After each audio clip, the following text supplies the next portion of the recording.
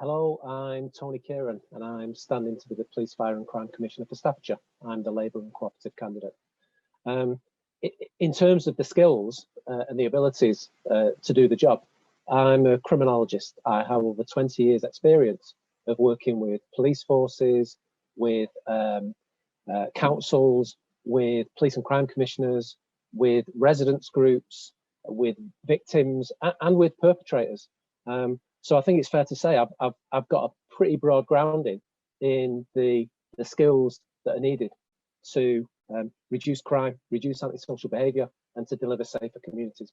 I've chaired a community safety partnership for 5 years, during which the Home Office came in to look at what we were doing. They were very impressed.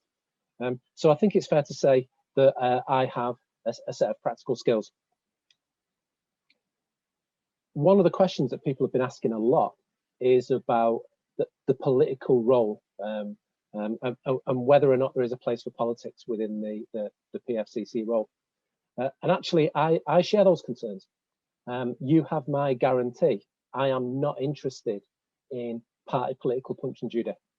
I have worked as a criminologist under a Home Office and a Ministry of Justice, under a Labour government, the Home Office and Ministry of Justice under a Conservative government.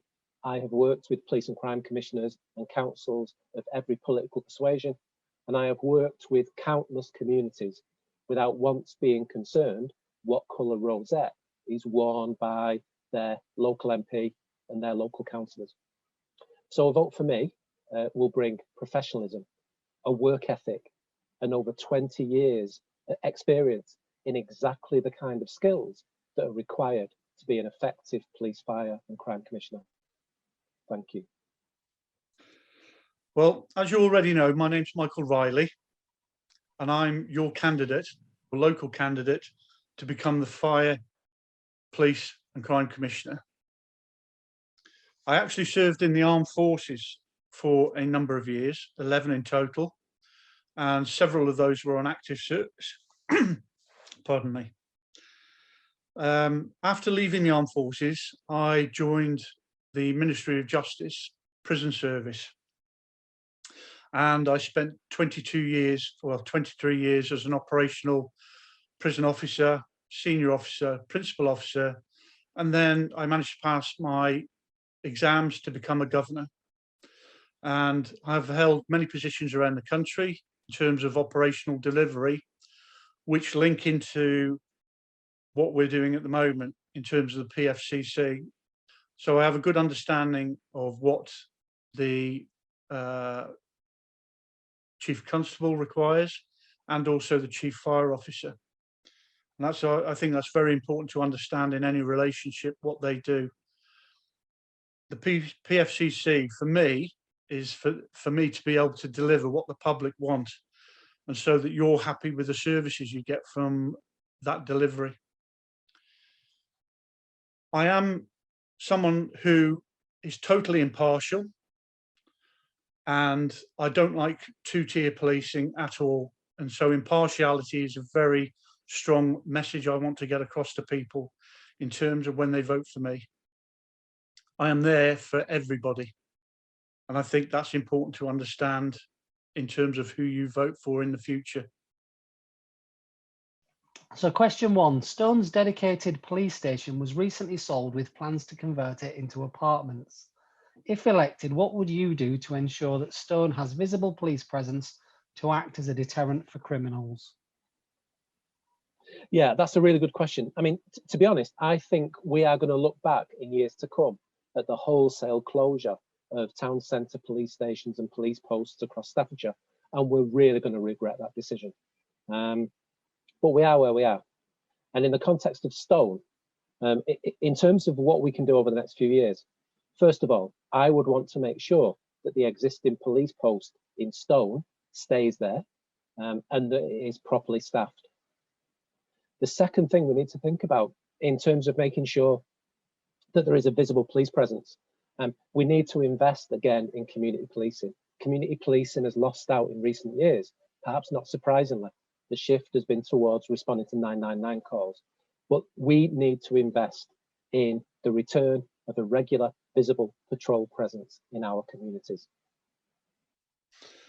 The PFCC supplies the budget to the Chief Constable of Staffordshire to provide the operational resources and providing a visible police presence in Stone to prevent and deter criminality taking place as part of their ongoing responsibilities linked into the changing circumstances within our communities. Everything is risk assessed in terms of the way that the operational side is delivered. And it's important to note that it is the Chief Constable that delivers that on behalf of the PFCC through the Crime Fire Plan.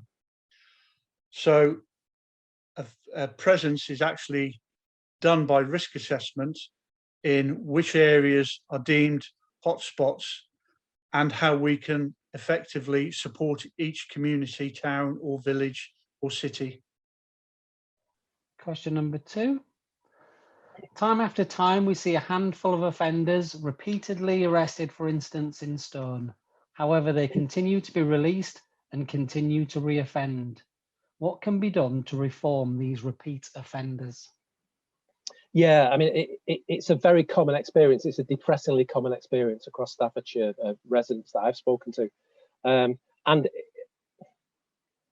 mean, it seems to me that there is a two-track priority. First of all, we need to find out what are the specific details of all of these incidents. Who is behaving this way and why? If we're talking about young people who are hanging around and the board, then we need to think about investing in services and support and activities for young people. If these behavioural issues and this criminal behaviour is rooted in issues around mental health or drug and alcohol dependency, we need to invest in services, mental health services, drug and alcohol dependency support services. But if it's about criminality, we need to break the logjam, the failure of our court system, the trials being booked in for next year for offences that have just been committed. That needs to be fixed. This is a question which actually needs answering by the Ministry of Justice because it links into a number of different agencies. And when I say that, I mean probation, social services, National Health Service, etc. There are a wide range of courses available for offenders. And ultimately, if offenders do not learn from those different courses and support mechanisms, they may end up in prison. We have a justice system which gives people the opportunity to change. And if people don't do that, then they will end up in the courts. But ultimately, it's down to the person. If they do not want to change at the early outset and they end up in prison, they are away from their communities and family. Question number 3. Many people saw the introduction of PFCCs and the actions of the present PFCC as just being another layer of needless bureaucracy leading to an exercise in self-aggrandizement and unnecessary expense at a time when the police service were being asked to deal with more calls for service with less officers and support staff. What actions will you take to reduce the expense of the role and your support staff? Okay, I mean, well, first of all, I'm not remotely interested in self-aggrandizement. I'm interested in getting the job done professionally and effectively. But it's also really important to say that, you know, good support staff are essential. They help police officers and firefighters to do their jobs more effectively, and they free up police officers and firefighters to focus on the things that only they can do. So I'm quite keen to make sure that we identify and support and build on those effective support workers. Now, the other thing, being the Police, Fire and Crime Commissioner involves a huge amount of responsibility, and it is important to behave responsibly. And that starts now, actually. That starts in the election. So what I would want to do is to actually look at the facts and the figures related to the office, look at how it works, look at its effectiveness, look at its value for money, and then make decisions. I don't think it would be responsible for me to make throwaway comments about redundancies, for example. Well, as I'm sure people are aware, the PFCC office replaced the old police authority, which was made up of political councillors. And so the impartiality of that office is paramount to the delivery of services for the people. And maybe that wasn't happening before in a cohesive way when we had lots of different councillors involved in that process. And I must state It is impartial in its role and delivery.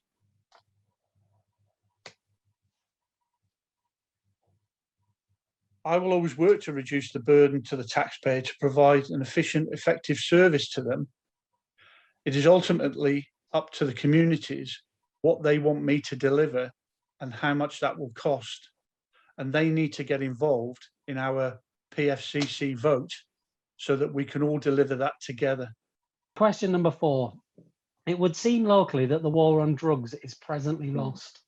Daylight drug dealing and people smoking cannabis in the street are often witnessed. With no visible police presence, people see no point in reporting these issues. What plans do you have to reverse the trend and to rebuild the public confidence in the police? Okay, the drugs issue.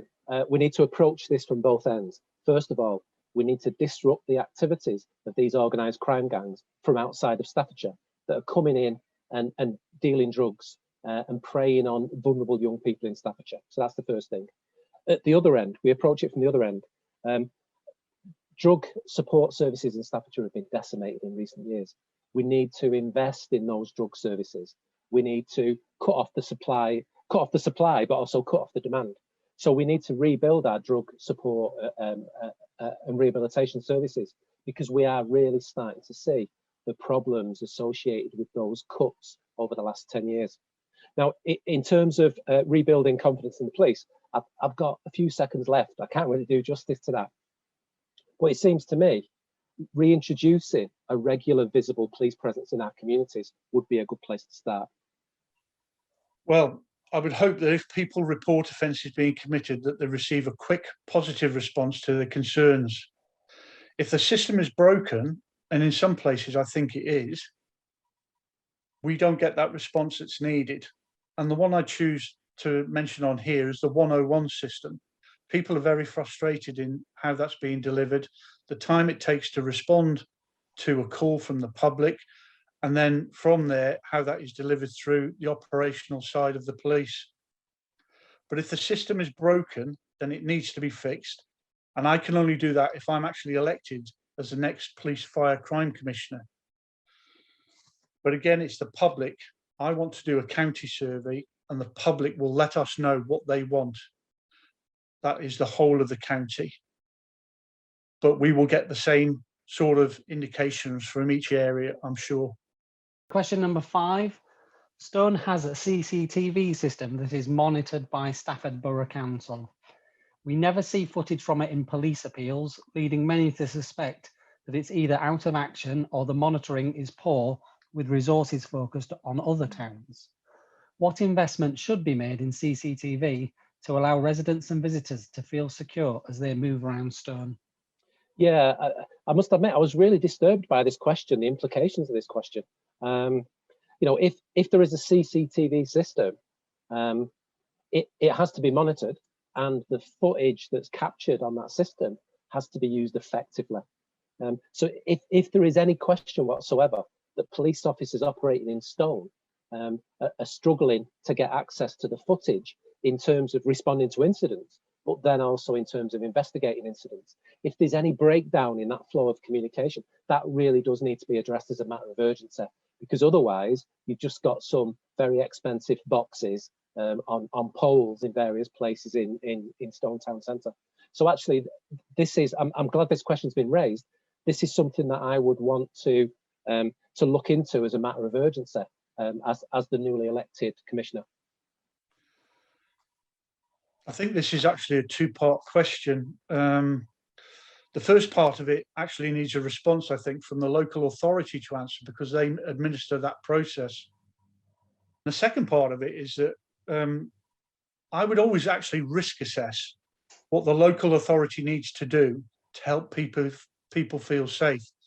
I think it's important that we have close communications with the local authority so that we can identify these sorts of issues and understand how we can put them right. If people don't feel safe in their communities, then we're doing something wrong. And we need to take that as part of the bigger picture to actually put things right. And I think that's the only way we can do it, is by communicating and having good communications between each other to do that. so that people feel safe, and ensure that those systems are working effectively. Question number 6. Stone has a modern community fire station. However, shortly after opening, we went from 2 fire engines to a sole fire engine.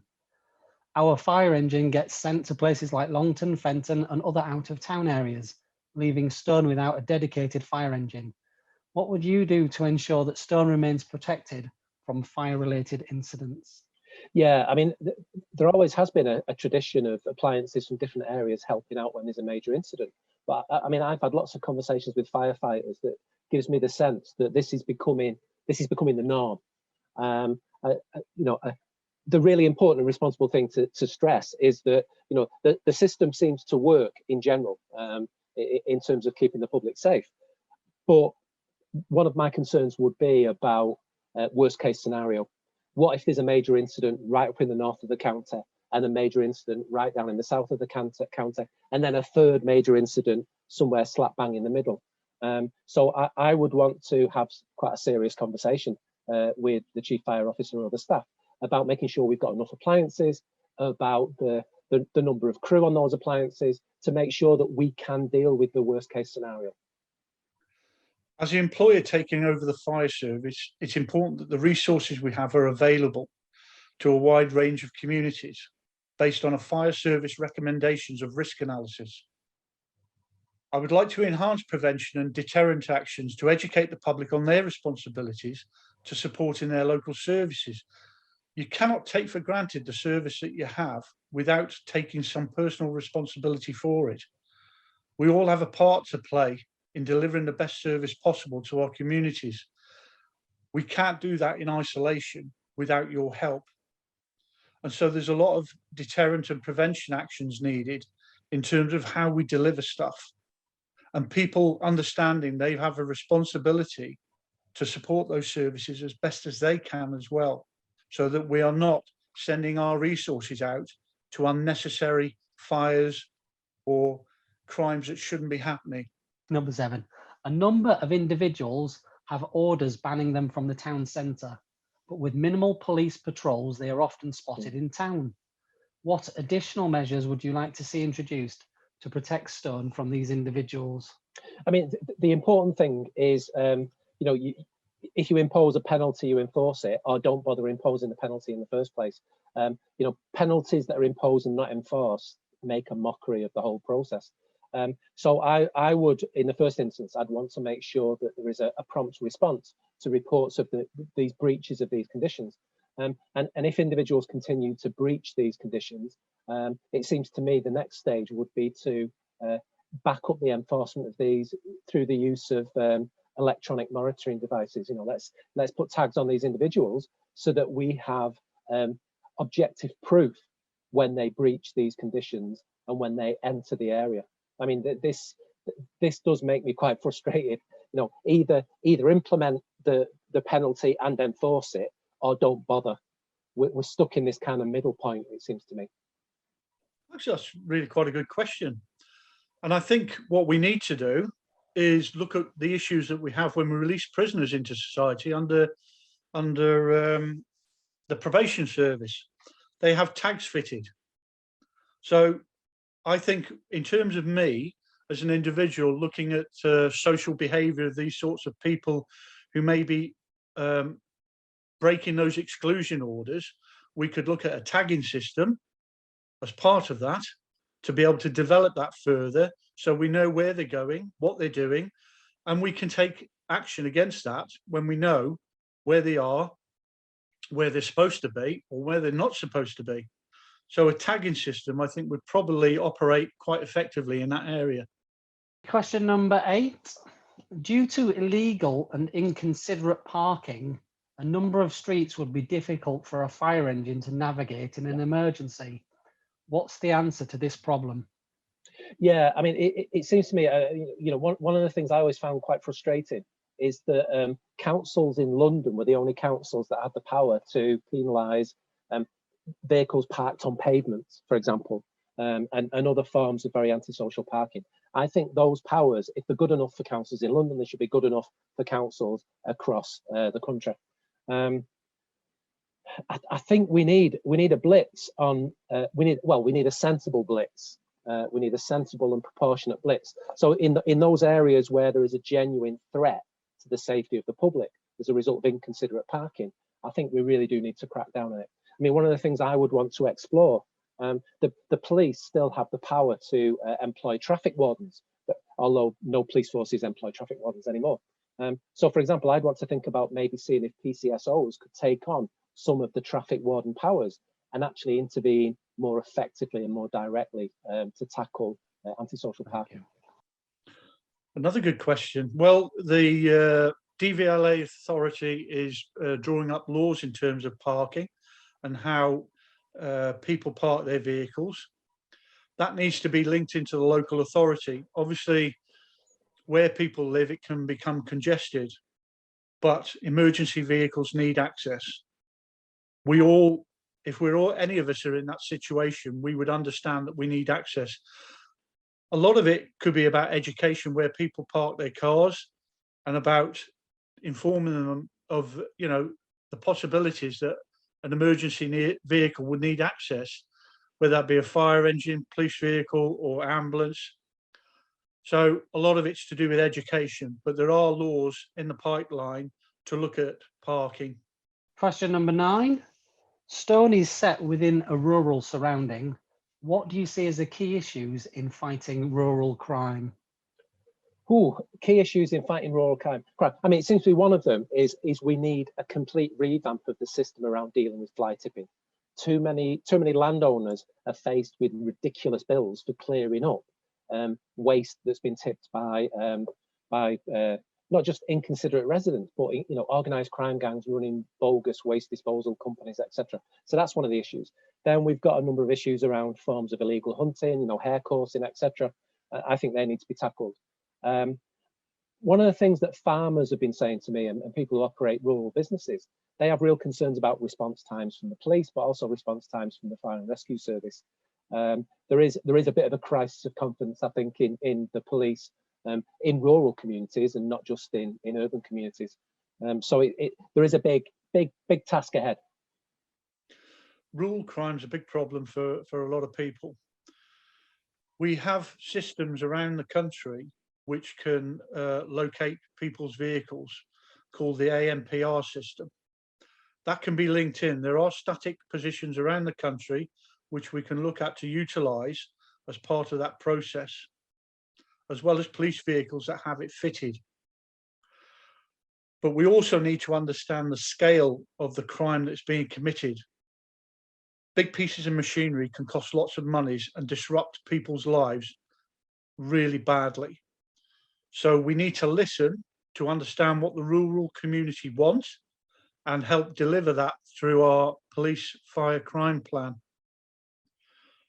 Going back to what I was saying before, we need a full county survey to understand everybody's needs. Question number 10. The government is finally reintroducing funding for new frontline forces after years of cutting them. What will you do to ensure that we get those frontline staff where they are needed?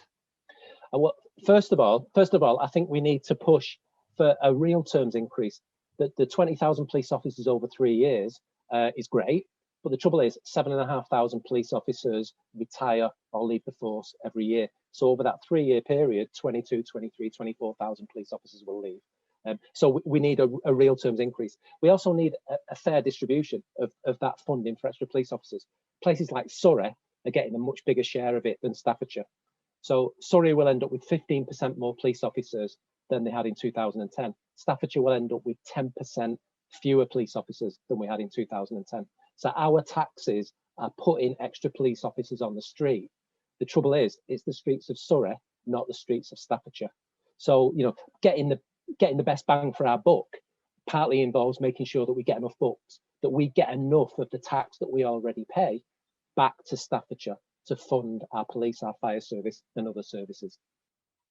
Again, I think this is a two-part question. We have guaranteed funding coming down from government, and currently the Chief Constable is recruiting those staff to put them into frontline duties. People may not be aware, but there is a bit of top slicing that goes in with that. you lose some of those staff to the National Crime Authority nationally, and some to the regional crime units, which help fight county crimes and things. That leaves us with enough officers to be able to utilise them more appropriately out in the community. There is a problem with recruitment. We are still trying to increase the numbers that are vacant in the current staffing levels. So the Chief Constable and HR need to come up with a more appropriate ways of recruiting a wide variety of people from our communities. Question 11. Stone has a problem with out-of-town private hire taxis coming into the area over weekends and illegally picking up non-pre-booked fares. Yeah. What can be done to crack down on this activity, which places the public at risk should they inadvertently jump into these cabs? Yeah, I mean, first of all, we need an effective enforcement response. We need to be identifying the licensing authorities for these taxis. We need to be reporting these taxis to those licensing authorities. Private hire cabs plying for hire, so picking up fares as if they were a hackney carriage, that invalidates their insurance. So someone who gets in the back of one of those cabs is getting in the back of an uninsured vehicle, which has all sorts of implications, legal implications, financial implications, as well as health and safety implications. You know, this is one of those situations where we really need to work on communication between licensing authorities, getting Stafford and Newcastle and Stoke and all of the other licensing authorities working together, but then also looking at places like Wolverhampton that seem to license quite a lot of private hire vehicles that are operating right across the counter. And you know, so this is a concerted regional response. We have to take this seriously. Well, I think there's an onus on the public to understand whether the cab that they booked for is actually the one they're getting. People can jump into cabs thinking, well, I've got an easy deal here, when you're waiting for one. So I guess that's quite difficult to police in some respects. I think there could be an issue there that we could start issuing fines to those cab companies who do this sort of thing and take away work from local people. At the end of the day, local people put money into your community.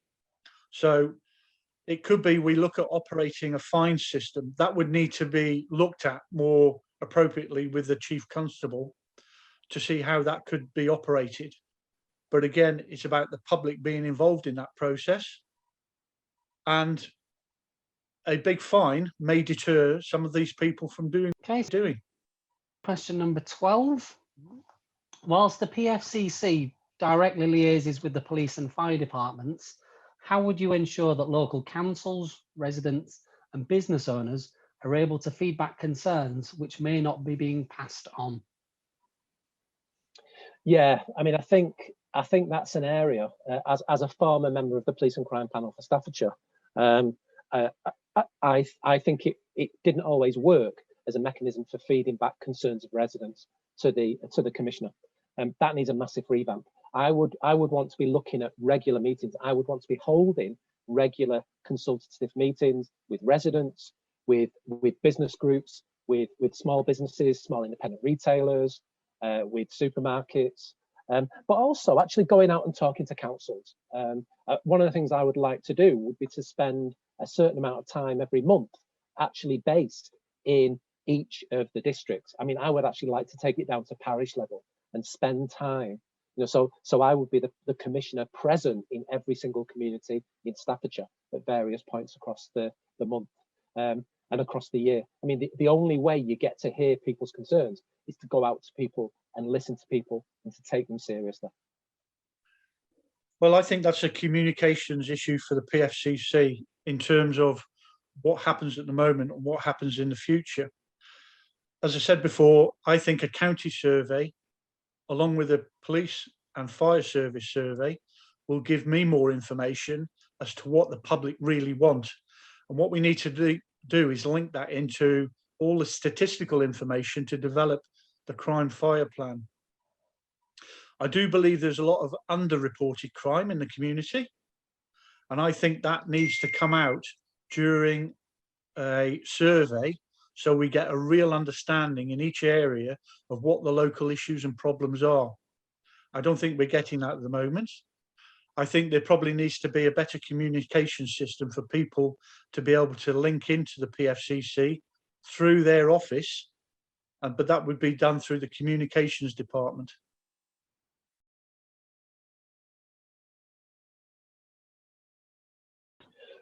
First of all, thank you. Thank you to the residents for asking those questions.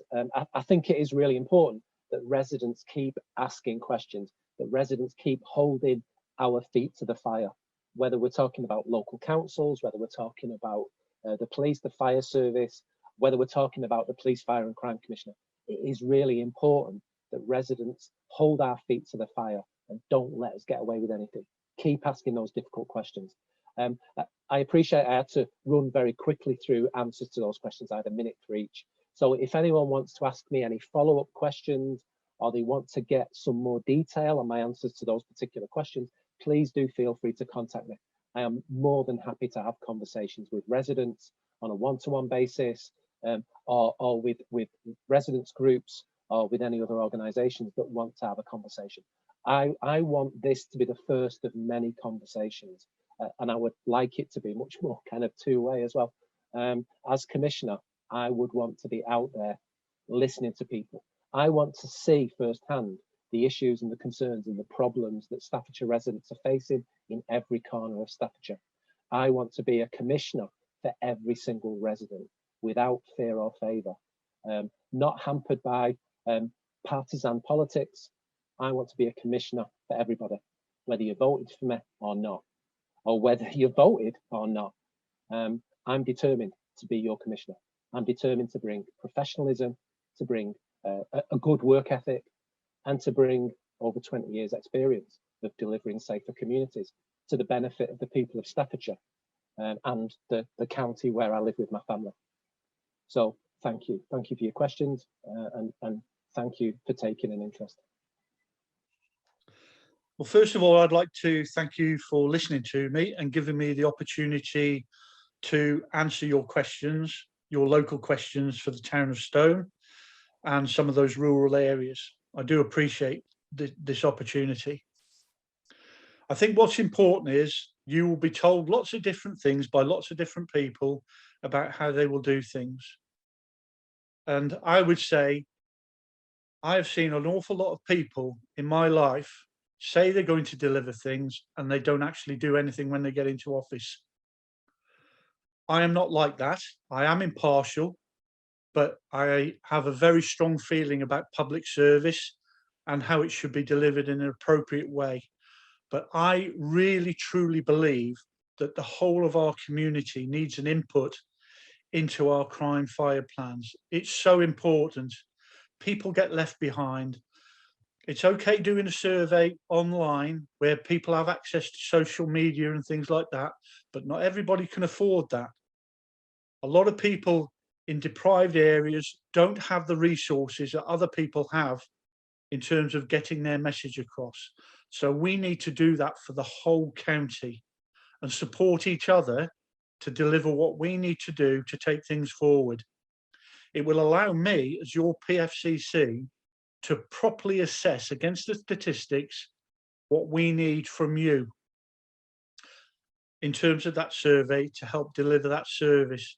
It's vitally important. I can't stress that enough. And also impartiality. We don't need a two-tier police force. We need a police force that is really impartial, along with the fire service, to deliver what everybody wants in our community and protect us and make us safer.